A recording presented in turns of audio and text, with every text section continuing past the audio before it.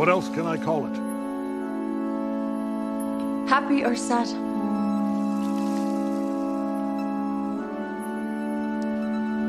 Sad. Are you in there, Ma?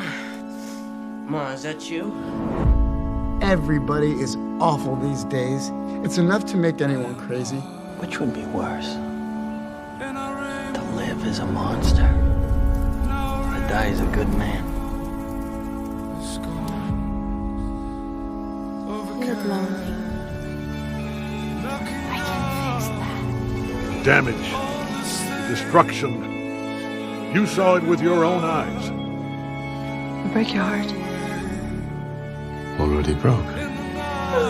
Mom, I'm in pain. There's too much pain in this world. Oh, and there's a woman. Sometimes I wonder if life was wasted on me. I want a way out of loneliness. Why do I feel this empty void inside? All I want is to be back where things make sense. I've never experienced loss because I've never had a loved one to lose.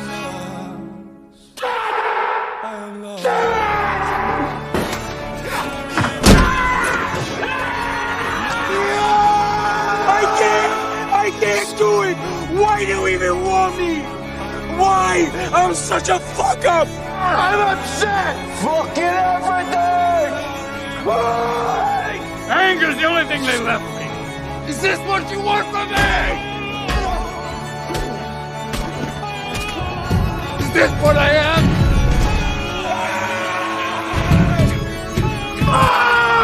Get the fuck out! Death has been uppermost on my mind for a long time. I am tired! Sometimes I feel like I've already seen everything that's gonna happen. Connor! Connor!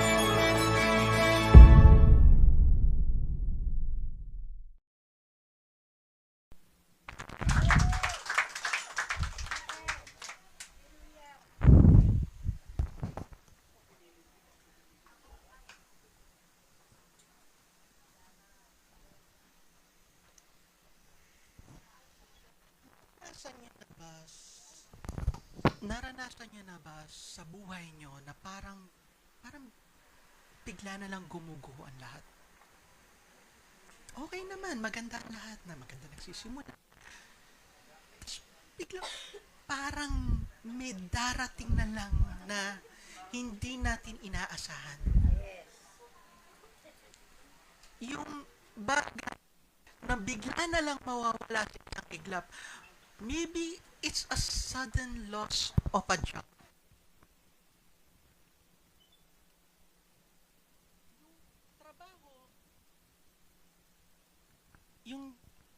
Yung dream job na alam mo may security. Yung pinapangarap mo talaga, yung binuhos mo yung best mo, bigla na lang aalisin sa'yo. Naranasan nyo na yun, no? Yung heartbreak, pagmamahal ng na akala mo maglalas, bigla na lang mawawala. Yung relasyong bigla na lang tatapusin. Or yung mahal natin sa buhay, nakukunin sa atin. Nag-grieve tayo pero hindi natin mailabas. Or nagpa-check up ka lang. Routine check-up. Biglang diagnosis sa'yo, meron kang isang sakit na hindi mo inaasahan. Naranasan na ba natin yon? Or baka lang katulad ng video na pinanood natin na katulad ng lalaki kanina, isang nagdadalamhati, ikinikim-kim niya, nakatago sa ikabuturan ng kanyang puso. Ayaw ilabas. Walang salitang makakapag-describe o paliwanag ng sakit na kanyang nararamdaman. Naranasan natin to. Or maybe the weight of depression or heartache, spiritually empty na tayo. In spite of everything that we do, empty rin tayo. Ang hirap, di ba? Ang hirap. Pero kadalasan, sinasabi lang natin, okay lang ako. Kalma lang. Di ba? Iba-iba ang way ng grieving natin, pero dahil sa lahat nakapag-move on na, kailangan pakita natin strong tayo. Okay na rin tayo, di ba? Naramdaman niyo yung ganon, pero deep down inside, sinusunog tayo ng sarili natin. Inaatake tayo sa sarili natin. Kaya gagawin natin, sabihin natin, ayos lang. Ayos lang. Basta't kasama. Kahit konting alak lang, kahit walang pulutan. Ay, teka, maling kanta pala yun. Sorry. Wrong channel. Pero kung iisipin natin, may katotohanan, di ba? May katotohanan na dahil sa sakit na hindi natin mailabas, dahil dyan sa pain na nasa puso natin na idinideny natin, humahanap tayo ng ibang paraan para may tago lang to. Alak, bisyo, babae, lahat. Magkaroon lamang tayo ng panandali ang takas. Naranasan nyo na yon. The kind of escape na ginagamit natin katulad ng distraction, denial, or minsan kasing as simple as silence. Ayaw na lang natin pag-usapan. Naranasan natin yon. Sakit, diba? Na-imagine nyo, naalala nyo, maaring napagdaanan nyo na, maaring pinagdaraanan nyo ngayon. Pero lahat tayo dumadaan dyan. And that is exactly where the people of God were nung isinulat ni Jeremiah yung Book of Lamentation. Remember, God gave a promise to Abraham. And He gave victory kay David, who made Jerusalem the capital of Israel. Diba? Naalala niyo yon? And for over 500 years, the people worship in God's temple. Pero bigla na lang, sa isang iglap, at the summer of around 587 BC, dinistroy, sinira ang lahat, sinakop sila ng Babylon. The city of God was burning. Nasusunog. The temple was in ruin. People were devastated. At ganun din tayo every time na nandyan yung trouble, nandyan yung sakit, nandyan yung problem, ganun din tayo para tayong gumuguho, di ba? Gumuguho tayo deep down inside. And they felt abandoned and hopeless. Ang sakit. And guys, right now, I want you to open your Bible so we can read Lamentation chapter 3, verse 19 to 20.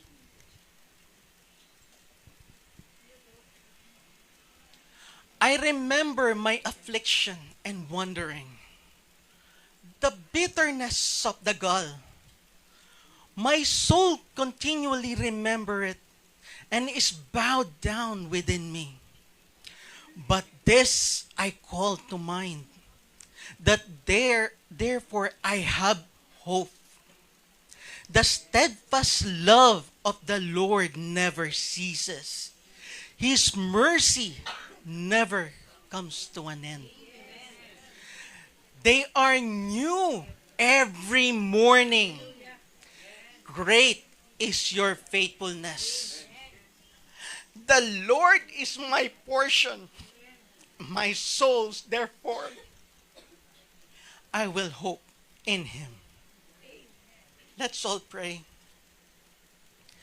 Heavenly Father, kami po'y lumalapit sa inyo ngayon bilang mga anak na sabik sa inyong steadfast love at sa inyong new mercy araw-araw sa aming buhay. You know the burden that each and every one of us carry. The ruins we sometimes find ourselves standing and questioning the weights of our heart, Lord God. Lord, we thank you that you are God who meets us even in our brokenness. And as we open the word in lamentation, help us, Lord God, to face our pain honestly before you. Remind us your unfailing love and faithfulness that never ends. At ng katapatan nyo na hindi nagbabago, Lord God. Renew our hopes today, Panginoon. Turuan nyo kaming magtiwala ng mas malalim at hayaan nyo ang inyong presensya ang siyang pumuno sa lugar na ito. Magdala ng kaaliwan, pagsisisi at bagong lakas. Lahat ng ito aming inilalapit sa inyo. Sa ngalan ni Jesus. Amen. Kung babalikan natin ang Lamentation chapter 19.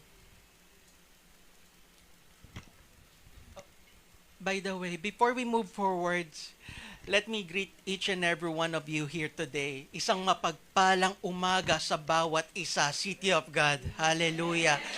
And right now, I believe God has something for all of us this morning. And today, we are going to talk about how hope when life falls apart. Not by pretending we're okay, not by drowning our wounds with distractions, but by doing what Jeremiah did. Kaya nga, kung babalikan natin ang Lamentation chapter 3, verse 19. Remember my affliction and my wanderings, the bitterness and the gall. My soul continually remembers it and bow down within me. Sinasabi sa verse na to that we should face our pain honestly. Kung titignan natin, in ESV, the word remember, my affliction and wandering, it feels like a prayer. Diba? Directed to God. A cry for Him to take notice the pain. While in ESV, focus naman, yung speaker nakapokus naman sa actively na nire-remember niya yung kanyang suffering. It emphasizes his own act of remembering what he has been through. Yung sakit. Why? Bakit? Because back then, si Jeremiah, he openly remembered his affliction. Yung bitterness, yung pait, yung sakit. He doesn't hide it. He confesses it. At that his soul is bowed down. Talagang hinihila siya nung bigat, nung suffering. Honest lament is a faithful response to suffering. Hindi ito sign ng weakness. Bagkus sign ito ng faith natin sa Panginoon. In fact, pretending everything is okay only delays the healing. Its confession and honest expression of our wounds open doors to real hope. Sabi nga sa Hebrew, ang word na affliction which Jeremiah uses ay oni, which means deep suffering. So hindi yung affliction na to, hindi ito yung aray, nakurot ako. Hindi ganon. Talagang deep suffering to the point na gusto mo nang tapusin ang lahat. And this reminds us that God sees everything. Even the depths of our pain, naiintindihan ng Panginoon. Kaya dapat sa buhay natin, when life falls apart, huwag tayong mag-pretend na everything is okay. Ayos lang. Hindi ganon. Hindi ganon ang sinasabi ni Jeremiah. We should acknowledge our wound and cry out to God. Because I'm telling you right now, brothers and sisters, every single tears are precious to our Father in heaven. Hindi niya to hahayaan na pumatak lang sa lupa nang wala lang. Hindi ganun ang ating Ama. Healing begins where honesty starts.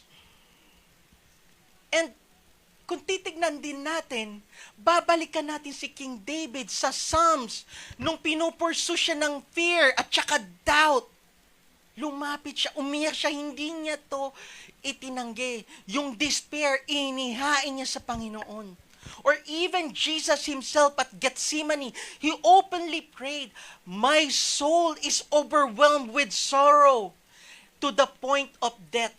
Both of them are naming their pain. Pinapangalanan nila, ina-identify nila, ina-acknowledge nila, inilalatag nila sa harapan ng Panginoon towards finding hope. Sabi nga sa psychology, there are 5 stages of grief. Denial, anger, bargaining, depression, and acceptance. And I believe this does not only apply kapag may nawala ng mahal natin sa buhay. It also applies sa mga bagay or circumstances sa ating buhay. Nawala yung trabaho ko. Bakit? Binigay ko lahat. Ang galing-galing ko. Top performer ako. Then biglang i-redundate ako. Paano na yung kabuhayan ko? Paano na yung buhay ko? Paano na yung bahay ko? Paano yung mga gastusin ko? Di ba ganyan? Nandyan tayo sa denial. Nandun tas bubuo na yung anger sa atin. Ang daya naman ng mundo. Lord, ba't niyo ako pinabayaan ng ganito? Tama. Lord, kumakain naman ako ng healthy foods. Bakit bigla na lang may sakit akong ganito? Bakit katulad ako ni Kuya Jerome, chick boy? Mahilig sa chick, mahilig sa baboy.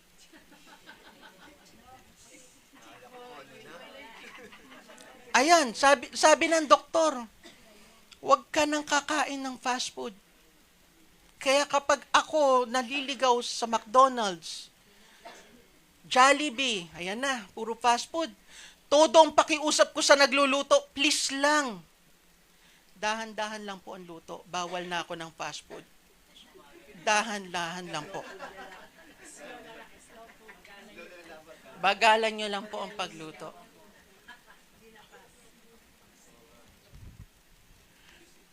Sabi nga nung kaibigan ko, yung barkada ko, close na close ko, isang master to si Master Yoda. Fear is the path of the dark side. Fear leads to anger.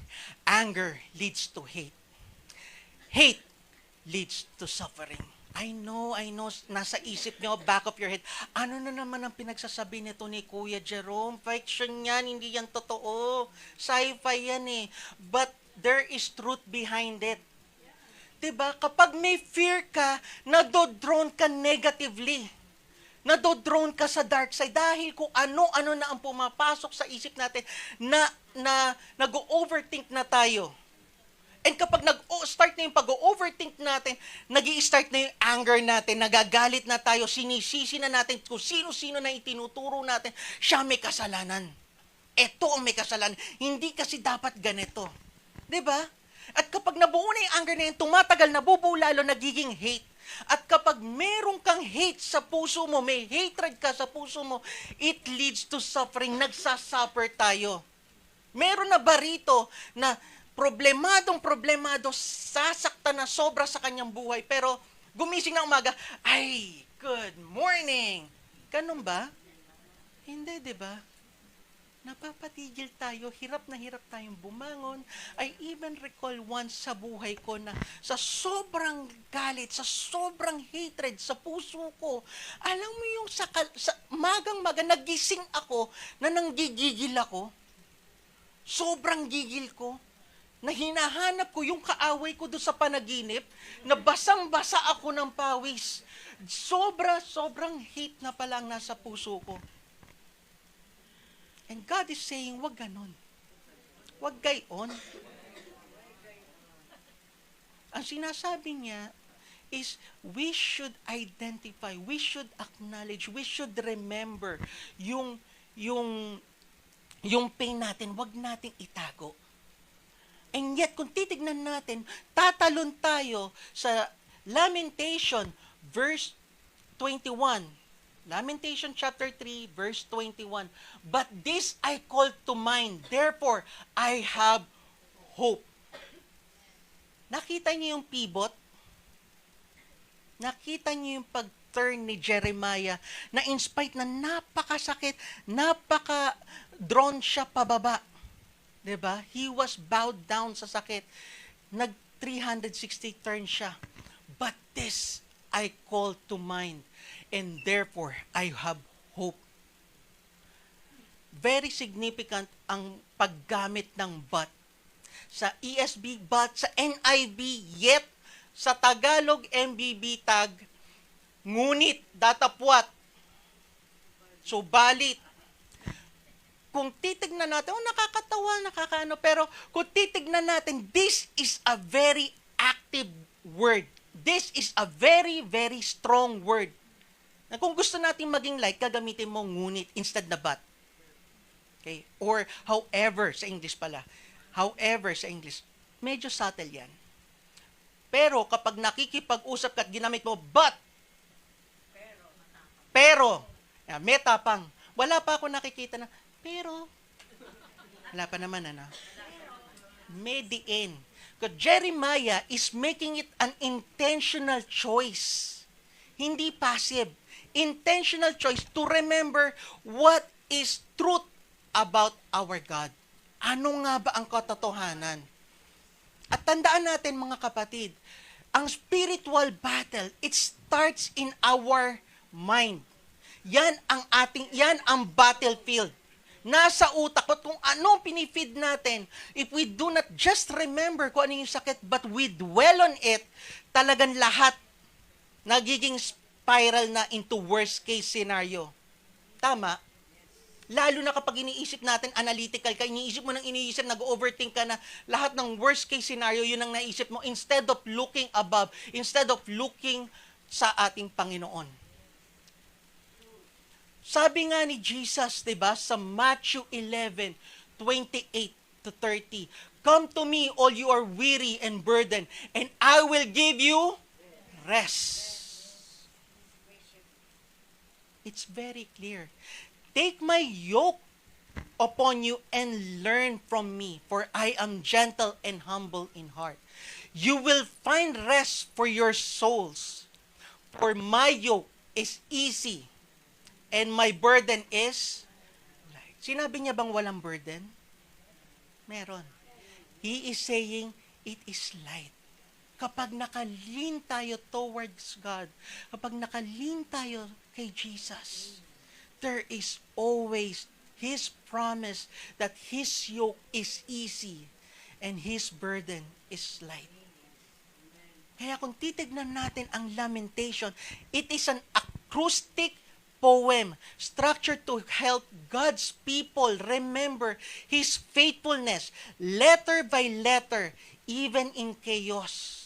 Kaya kung ano man ang bagyo na pinagdaraanan natin ngayon, kung ano mang struggle yan, tandaan natin hindi tayo nag-iisa. Kasama natin ang Panginoon. Naalala ko to minsan, pumunta kami sa ospital. May nakilala akong babae. Ngayon, napansin ko tong babaeng to, very active. Talagang kino-comfort niya yung mga may sakit. Huwag na natin pag-usapan yung background niya at baka ayaw rin naman niyang ma-reveal kung sino siya. But kino-comfort niya yung may sakit, yung mga batang may cancer. Then, nung nag-share siya ng Word of God, nung nakausap ko siya, nagkakwentuhan kami, nagkabahagian kami, I found out na siya pala mismo is a cancer patient. May taning na sa buhay niya. Sabi ko, paano mo nagagawang ngumiti? Paano mo nagagawa na maging masaya at i-comfort ang ibang tao? Ikaw mismo may pinagdaraanan ka rin pala. Sabi niya sa akin, before ganyan din ako mag-isip. Walang kaibahan sa sinasabi mo. Pero kasi, ang ginagawa ko, lagi kong nire-remember ang promise ng Diyos. And His promise is more than enough for all of us. Amen po ba? Amen. pinalibutan ko ang aking bahay ng puro salita ng Diyos para every time mapanghihinaan ako, every time naiiyak ako, binabasa ko yung Word of God. Kaya ngayong punong-puno ako, it is more than enough for me to share it as well sa iba na nangangailangan. That's what making her move. That is what making her stand up every morning, na instead na yung pain, yung suffering ang focus niya, yung promise ni Lord ang tinitignan niya. At yung taning ng Lord sa kanya, taning ng doktor sa kanya na 1 buwan, naging 1 taon, naging 2 taon, naging 3 taon, 7 taon na hanggang ngayon siya'y nabubuhay pa rin. Purihin ang Panginoon. Kaya kung titignan natin yung promise ni Lord dun sa chapter 3, verse 22 to 23, the steadfast love of the Lord never ceases. For His compassion never fails. They are new every morning. Great is your faithfulness. Parang may mali talaga. Tatatry ko ulit. Hindi kaya. Alam ko na to. Alam ko na paano to. The steadfast love of the Lord never ceases. His mercies never comes to an end. They are new every morning. New every morning. Great is thy faithfulness, O Lord. Great is thy faithfulness. Sige nga, sama-sama natin kantahin. The love of the Lord never ceases. His mercies never come to an end. They are new every morning, new every morning. Great is thy faithfulness, O Lord. Great is thy faithfulness. Tagalog. Pag-ibig mo ay hindi magmamaliw.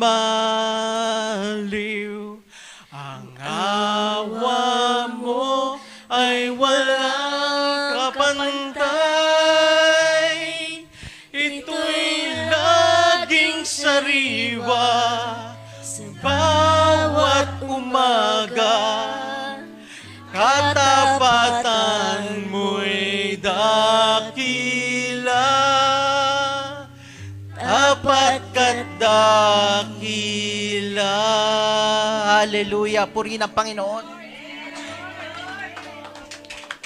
Right in the middle of the ruins, kitang-kita na Jeremiah, gumuguho ang lahat, yung dating mayaman naghihirap, yung mga batang dating masaya, naging malungkot na mamalimos. But Jeremiah proclaims, God, unchanging character, hindi nagbabago ang ating Panginoon. Kaya kung titignan natin yung steadfast, nung ginamit ang word na steadfast in Hebrew, this means hesed. Hesed. It means loyal love, unchanging love. His mercy never comes to an end. Walang katapusan. Kung sino ang ating Diyos mula sa simula, ngayon at bukas ay hindi magbabago. Mananatili siyang tapat sa atin. God doesn't depend sa perfect faithfulness natin.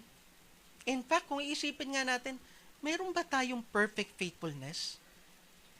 O meron tayong perfect circumstances na kapag ka-favorable sa atin yung situation, okay. Sige. Pero kapag nandyan na yung struggle and challenges, ayawan na. Napaso na. Suko na ako. Ayoko na mag-serve. Tumitigil na, di ba? But doesn't God doesn't depend on that. His compassion is new. Every day it's new. May bagong pag-asa. Meron tayo laging tinatanaw na bagong umaga.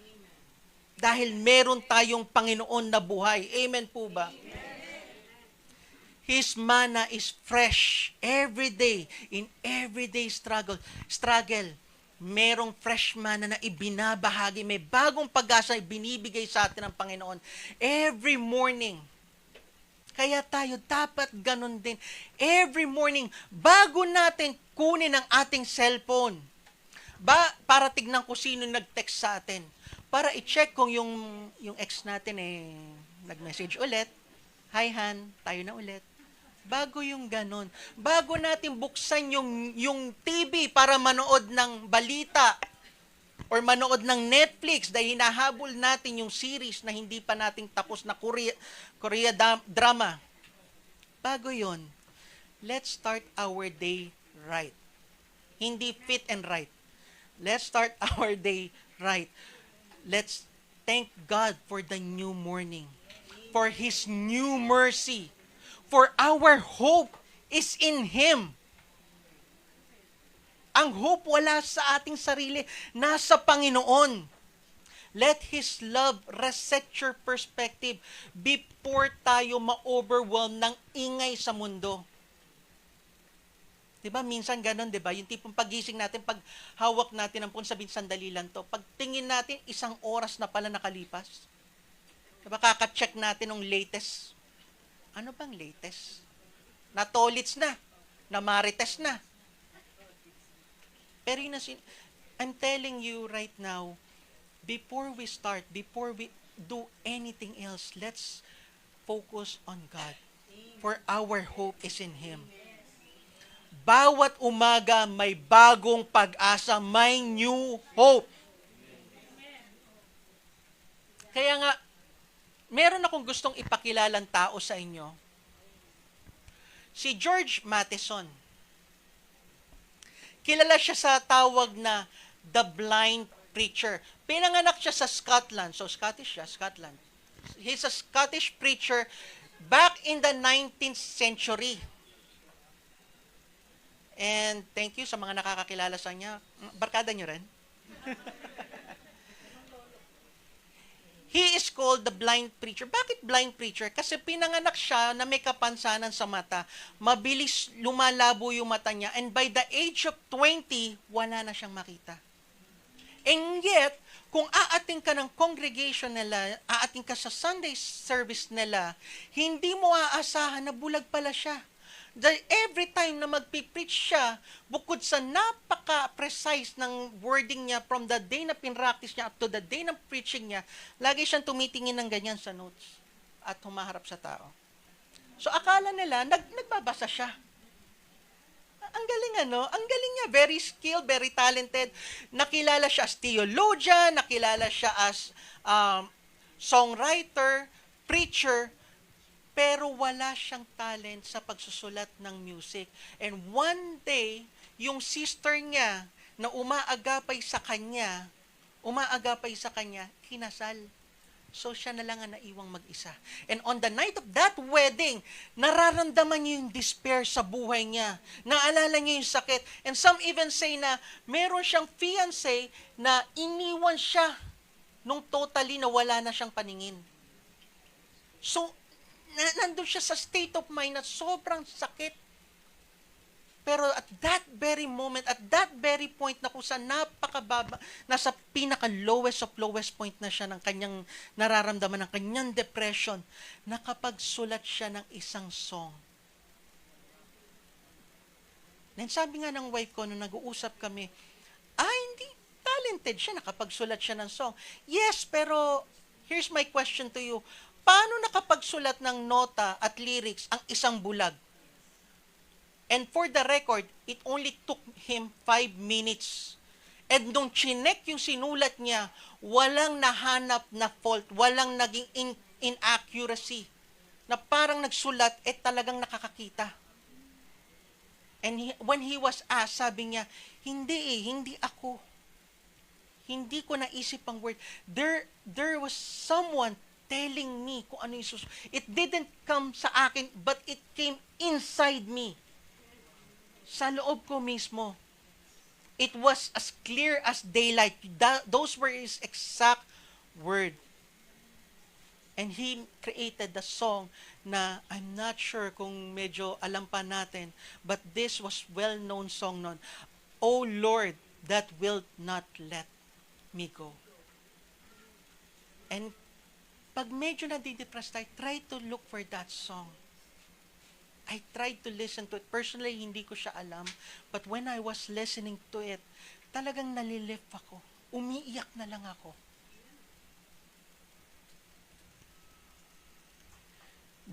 His life reminds us yung Lamentation chapter 3 verse 22 to 23 that even in our darkest moment, His mercy are fresh and His love never let us go.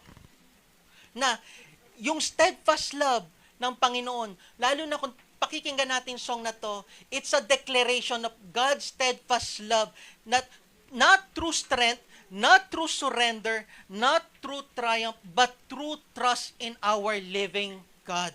Nasa Panginoon ang ating pag-asa. And the very, very, very malapit sa aking puso is nung napunta na sa verse 24. Dahil doon sa verse 24, sinasabi, the Lord is my portion. My soul, therefore, I will hope in Him. Gusto kong i-emphasize ang word na, the Lord is my portion. Jeremiah concluded the profound journey of lament to hope with a resolute declaration, the Lord is my portion. Bakit pa ulit-ulit ka sa portion na yan? Because yung word na portion is chelek in Hebrew. And chelek means inheritance. Mga tagapagmana. Tayo na anak ng Diyos, lahat tayo tagapagmana sa kaharian ng Panginoon. Amen po ba? At kapag tagapagmana ka, we know God alone is enough sa buhay natin. Na even in struggles, even yung wala kang trabaho, na alam mo may kakulangan ka, alam mo sa sarili mo, walang kulang. God is sustaining me. God is enough.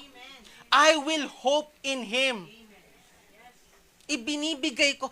This word, the Lord is my portion, my soul, says my soul, therefore I will hope in Him. Hindi to passive. Hindi to basta masabi ko na lang, tapos na, okay na. Uwi na tayo. Hindi ganun. It's a declaration. It's an active declaration. Talagang binibigyan niya ng diin that the Lord is my portion. Na kahit iwan ako ng karelasyon ko, o kahit mawala ang mahal ko sa buhay, alam ko, hindi ako nag-isa dahil alam ko nandyan ang Panginoon. Kahit nandyan na si Judith. Si Judith, di ba? Andyan na si Judith. Alam natin hindi tayo magkukulang because God is enough. Amen po ba? That God, in the midst of brokenness and uncertainty, dahil tagapagmana ka ng Panginoon, alam mong hindi ka pababayaan. Nakakita na ba kayo ng mga tagapagmana na kinakabahan kung ano mangyayari bukas? Na baka ano kakainin ko bukas? Hindi, di ba? Dahil alam nila kung saan sila nakastand. At tayo bilang anak ng Diyos, alam din natin kung saan tayo nakastand. Naalala ko nga nung sunog sa California, kung naalala nyo yung balita na to. Naalala nyo pa? Yung sunog sa California, di ba ang daming sinunog sa LA na mga bahay? And I was really amazed dito sa isang lalaki na to na narinig ko na buong bahay niya, buong ari-arian niya nasunog. Yet he's saying, nasa gitna, tama yan, nasa gitna. Pero ang tanging hindi nasunog ay yung Bible niya. Nasunog lahat ng gamit, yung ari-arian niya, asawa niya yata yun, or something na wala, but something na ganon. But he is declaring, he's saying, I have everything. I realize this day, Jesus is really enough for me. Kontento na siya. I had him and I still had everything I truly need. Sabi ko na kayo nakita ko nun eh. And this is a declaration. This is truth. Na kapag alam natin na kasama natin ang Panginoon, may kulang pa ba? Wala na. Kompleto na tagapagmana. Pero merong mga taong hindi alam ito. Maraming tao, katulad din ng isa pang balita na naalala ko, way back 2008, isang bata,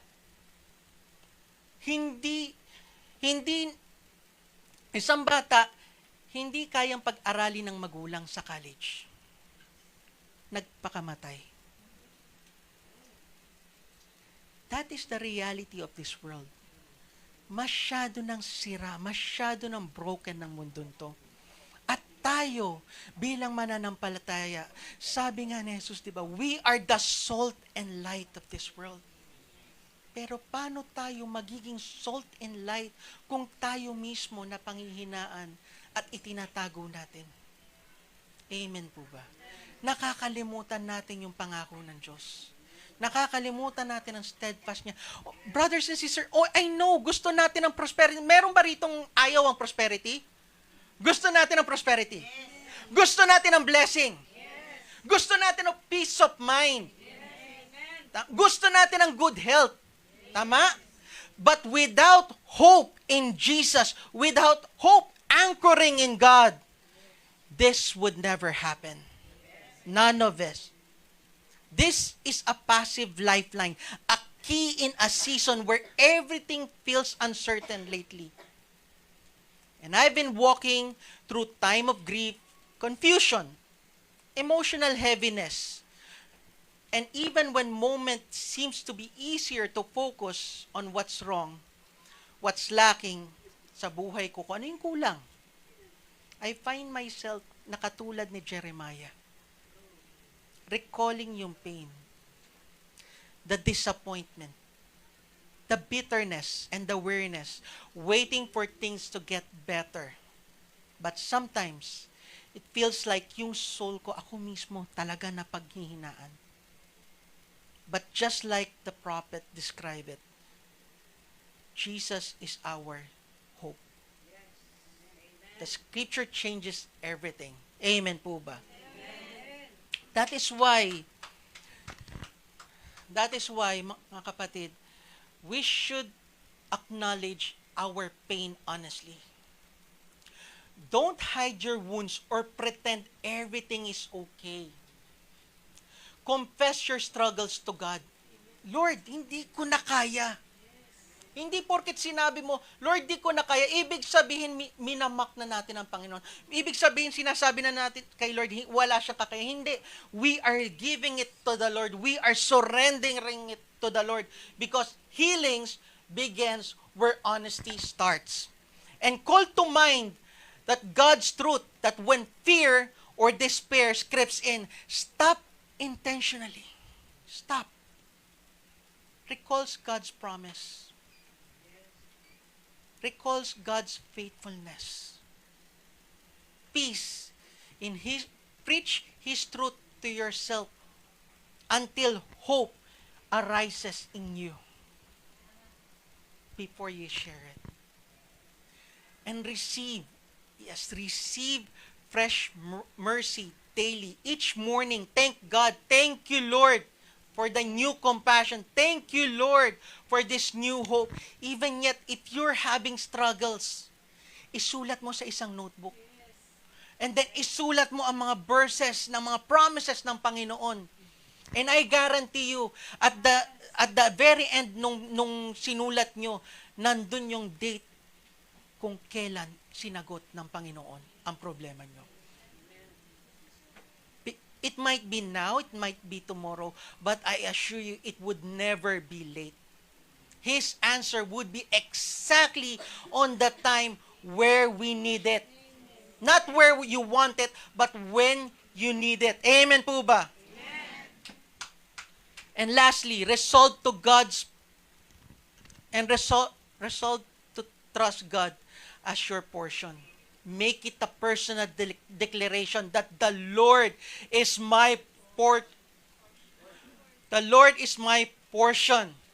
I will hope in you. Let this truth anchors beyond our circumstances. Even in some prayers seems unanswered, or the situation doesn't improve right away, God Himself is still enough. Amen po ba? Kahit ang sagot ng Panginoon ay hindi umaayon sa gusto natin, God is still enough. Because hope is not a wishful thinking. Hindi natin kailangan ng genie. It's a daily decision to bring your pain to God.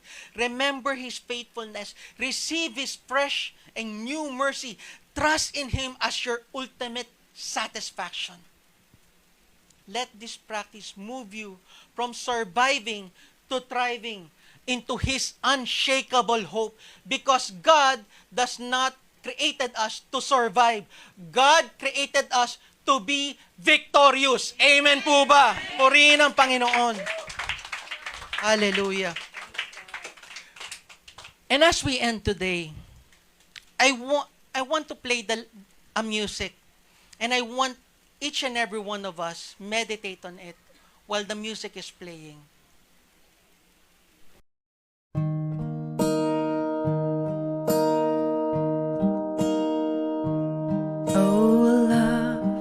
That will not let me go. I rest my weary soul in Thee. I give Thee back the life I owe, that in Thine ocean depths its flow may reach your full.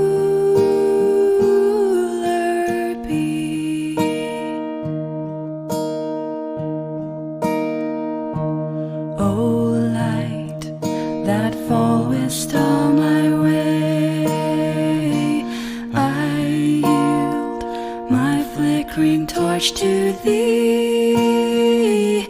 My heart restores its borrowed ray, that in Thy sunshine's blaze its day may brighter fairer be.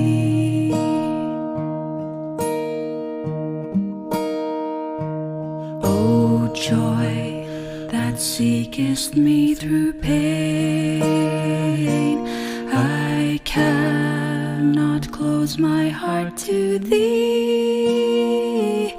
I trace the rainbow through the rain, and feel the promise is not vain, that more shall teach.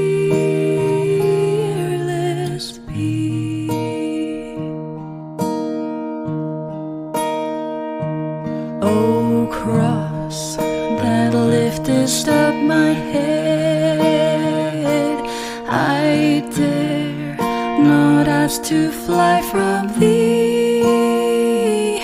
I lay in dust life's glory dead, and from the ground there blossoms red life that shall be.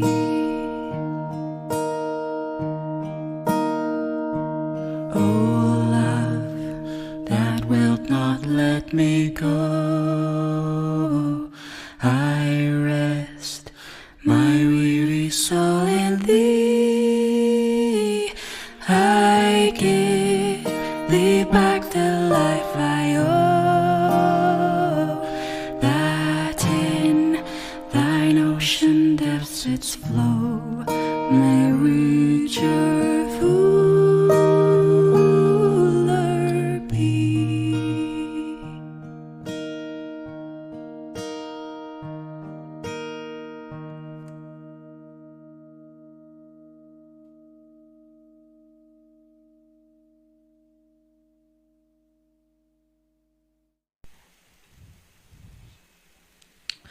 O dear Lord, Panginoon, aming Ama, Maraming salamat sa pangungusap mo sa amin sa inyong salita, Panginoon Lord God. Thank you for your promise of a steadfast love that never ceases, and that your mercy is new every morning. Help us carry this hope as we live this day, Panginoon Lord God, remembering that even when life feels ruined, you remain faithful, Panginoon Lord God. Teach us to turn from grief, turn our grief, Lord God, into victory. To remember who you are and to receive your compassion, Panginoon Lord God, every day sa buhay namin. And strengthen our faith to trust you in every circumstances. May we be the people that reflect your hope sa mundong ito na punong-puno ng sira, Panginoon Lord God. Punong-puno ng sakit. And today, may the Lord, whose steadfast love never ceases, and whose mercy are new every morning, fill you with hope, even your darkest moments sa inyong buhay. May He lift your eyes to His faithfulness, strengthen your heart with His peace, and guide your steps with His unchanging love.